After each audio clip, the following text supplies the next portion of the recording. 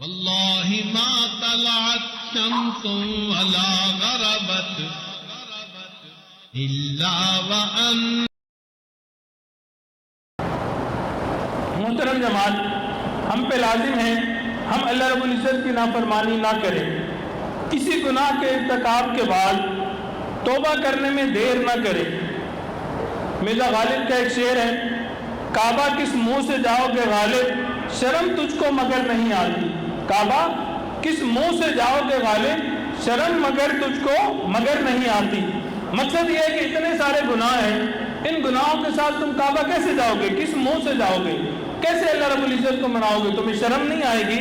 حالانکہ یہ شعر معنی کے اعتبار سے درست نہیں ہے، اس لیے کسی اللہ والے نے اس کی تصحیح یوں فرمائی، میں اسی منہ سے کعبہ جاؤں گا، شرم کو خاک میں ملاؤں گا، ان کو رو رو کے مناؤں گا، اپنی بگڑی کو یوں بناؤں گا.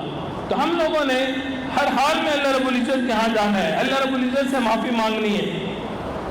حضرت یحییٰ بن اقسم رحمۃ اللہ علیہ کو وفات کے بعد کسی نے خواب میں دیکھا، پوچھا اللہ رب العزت نے آپ کے ساتھ کیا معاملہ کیا؟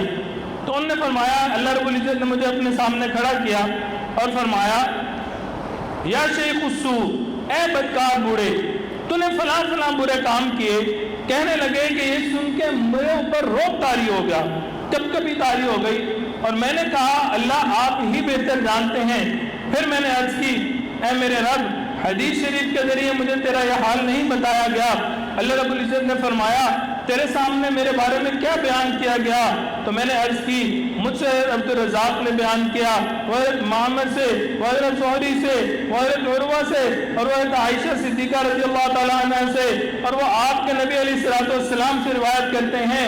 آپ علیہ الصلوۃ والسلام حضرت جبرائیل سے نقل کرتے ہیں کہ آپ نے فرمایا مجھے حیا آتی ہے اس بندے سے جس کے بال کلمہ پڑھتے ہوئے سفید ہو جائیں اور میں اس کو عذاب دے دوں. سبحان اللہ.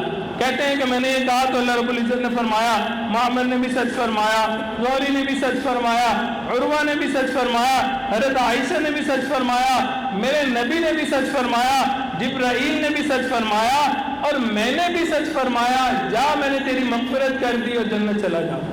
سبحان اللہ. جو انسان کلمہ پڑھتے ہوئے زندگی گزار دیتا ہے، اپنے بال سفید کر بیٹھتا ہے، اللہ رب العزت اس کی مغفرت فرما دیتے ہیں.